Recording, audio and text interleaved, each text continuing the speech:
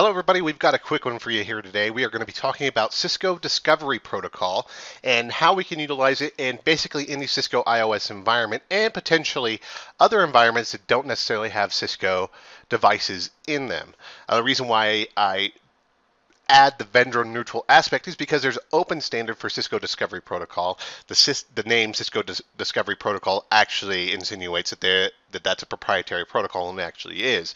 But it was so useful that open source or the open standards open standards community decided to make open standard protocol that worked much like CDP and in some cases will work with CDP on data links.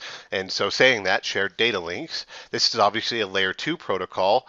Again, the Cisco proprietary name for the protocol, Cisco Discovery Protocol. The open standard version is called Link Layer Discovery Protocol. Had to think about that there for a second. But what is it useful for, and why don't we have a lab for it? Well, quite simply, again, you can use this in any environment where you have Cisco iOS running. So if we have GNS3, you have CDP enabled by default, then your neighbors will actually be able to discover each other. And that's where the value comes in, is that if you come into an environment that is a Cisco iOS environment or LLDP capable environment, and you don't have any other documentation, descriptions aren't added to your network devices, how do you find out where the interconnects are in an efficient manner? Well, CDP can help us with that. We have a topology here in front of us that we know nothing about. We have rack 1, switch 1. If we take a look at our CDP output, show CDP neighbor, we get the device ID that's connected on what local interface and what the remote interface is. And not only that, we get the capabilities of the distant device. So we could see here that our rack 1 switch 4 peer is off of our Ethernet 4/0 interface. We could see that it's a router and a switch. We have this legend up here, this capability codes listing up here that identifies what that capability is. But this is only part of the output. If we do more granular view at CDP neighbor by issuing the show CDP neighbor detail command, we get even more information about it. We get what is our data link IP address that we show on this device, on this CDP peer. What interfaces, what is the port ID, our hold time. Hold time is essentially how long does it take before the neighbor retires out of our local CDP table. So this by default is set to 180 seconds, which is a long time. So if you see this timer getting down to under 100 seconds, then you might actually become suspect about whether or not that device is still on the shared data link, and you might want to check it out. It could retire and then remove itself from the CDP table once that hold time expires. It also shows us what version of code's running on the distant end device. And if you have a switch capable device, does it have VTP or virtual trunking protocol enabled on it?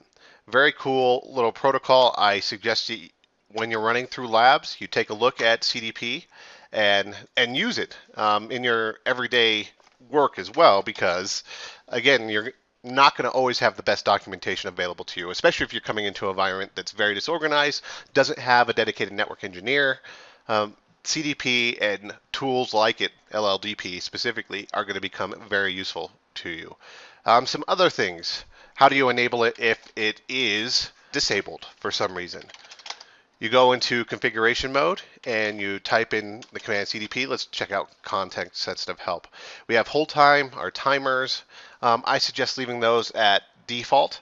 No reason really to change them unless you're directed to do so by the stakeholders or higher ups within your operations organization.